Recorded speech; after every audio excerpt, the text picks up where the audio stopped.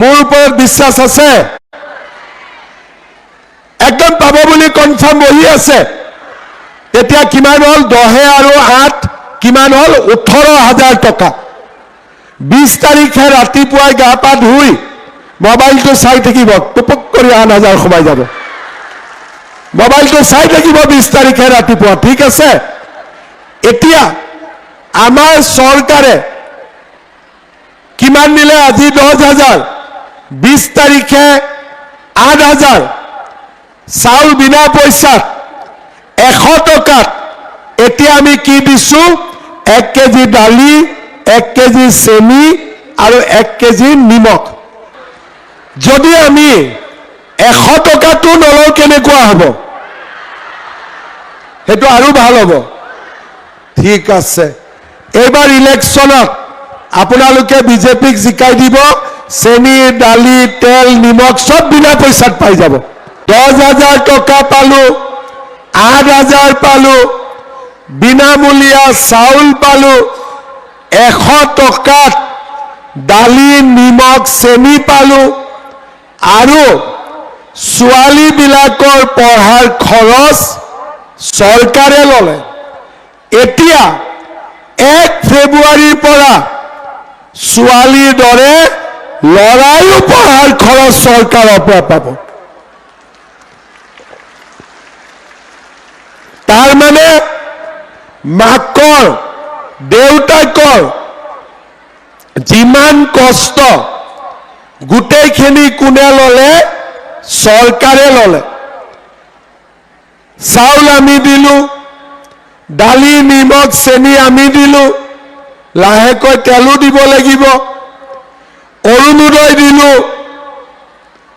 উদ্যমিতা দিলো লৰা ছোৱালীৰ এডমিশনৰ খৰচ দিলো মাহত কলেজত পঢ়িব টকা দিলো আৰু বেমাৰ হলে 5 লাখ টকালৈকে বিনামূলীয়া আমি চিকিৎসাৰো ব্যৱস্থা কৰিলো প্ৰধানমন্ত্ৰীৰ ঘৰ কোনে কোনে পোৱা নাই হাত দাঙক কোনে কোনে পাইছে হাত দাঙক প্ৰধানমন্ত্ৰীৰ ঘৰ এতিয়া নোপোৱাবিলাকে হাত দাঙক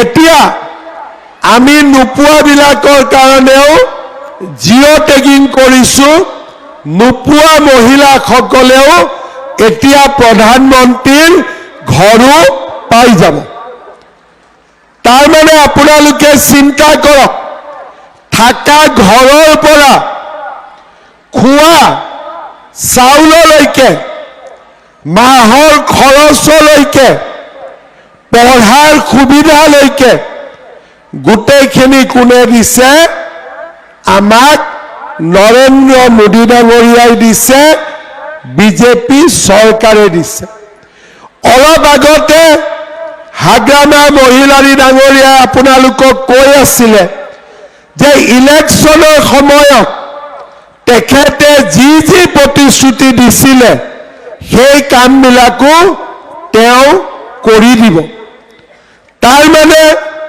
আজি বিটিচি আৰু অসম চৰকাৰ এই দুইখন চৰকাৰে লগ লাগি ৰাইজৰ উপকাৰৰ বাবে কাম কৰি আছে আৰু কৰি গৈ থাকিব মাত্ৰ আপোনালোকে আমাক সহযোগিতা কৰিব আমি যাতে আপোনালোকৰ কাৰণে এনেকৈ সদায় নতুন নতুন কাম আমি কৰি গৈ থাকিব পাৰো হাগ্ৰামা মহিলাৰী ডাঙৰীয়াই ইলেকশনত প্ৰতিশ্ৰুতি দিছিলে তেওঁৰ কাম তেখেতে কৰিব চৰকাৰে তেখেতক সহায় কৰিব আৰু মই যিখিনি কৈ আছো সেইখিনি কামো মই কৰিম আৰু আমাক দুইজনকে কোনে সহায় কৰিব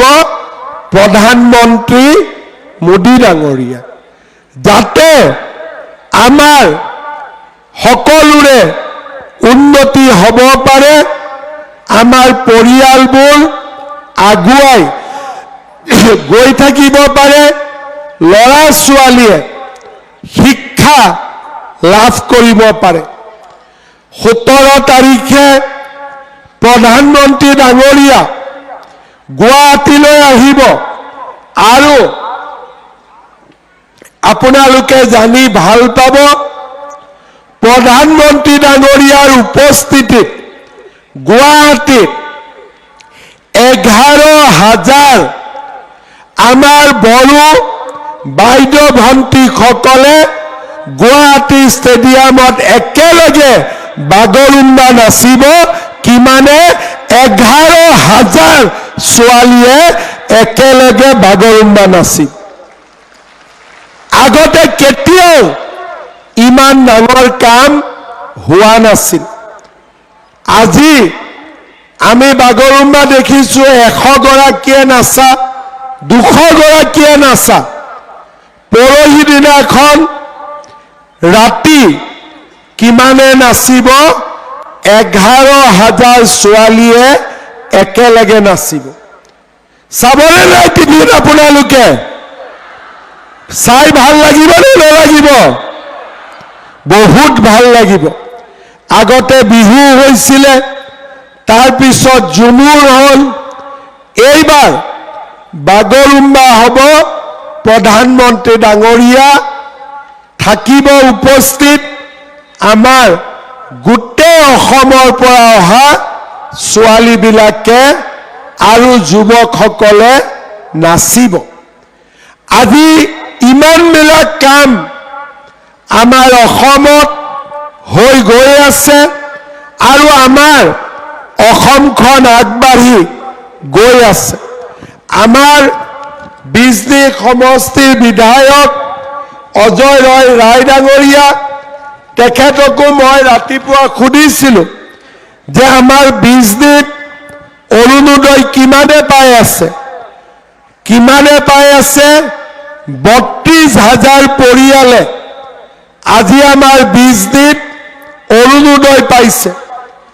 আমাৰ বিজনীত 64,000 ফেমিলিয়ে বিনামূলীয়া চাউল পাইছে। 100 টকাত দালি, চেনি, নিমখ পাইছে।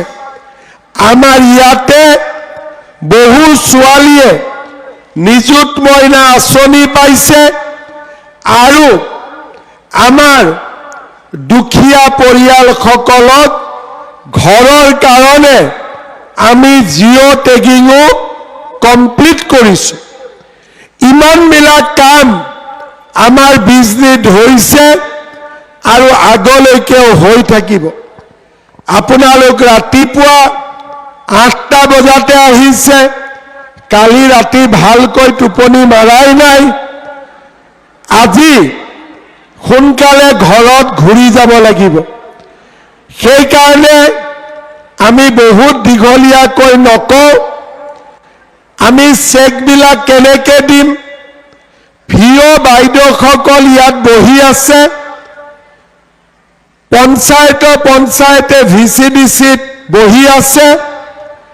আমাৰ অফিচৰ পৰা চেকবিলাক আমি ভিঅ' বাইদেউসকলক দি দিম। ভিঅ' বাইদেউসকলৰ পৰা চেক কেইখন আপোনালোকে কেনেকৈ পাব? ইয়াত গোটৰ সভানেত্ৰী কোন কোন আছে? হাত দাঙক। সভানেত্ৰী, প্ৰেচিডেণ্ট গোটৰ চবে হাত দাঙক। অকল প্ৰেচিডেণ্টখিনি। এতিয়া প্ৰেচিডেণ্টসকলে ভিঅ'ৰ পৰা চেকখন ল'ব আৰু মেম্বাৰসকলক বিলাই দিব। কোনেও এইটো নক'ব যে চেক ঘৰত ল'ম। চেক যদি ঘৰত লয়, মাজৰ মানুহে আকৌ আপোনালোকৰ পৰা 200-300 টকা খুজি ল'ব। মই ঠিক কৈছো নে নাই কোৱা? সেইকাৰণে কষ্ট হ'লেও আজি ইয়াতে বহি চেকখিনি আপোনালোকে লৈ যাব। হ'ব? মই ঠিক কৈছোতো? প্ৰথমতে ভিঅ'ৰ পৰা গোটৰ সভানেত্ৰীৰ পৰা আপোনালোকে চেকবিলাক লৈ ল'ব।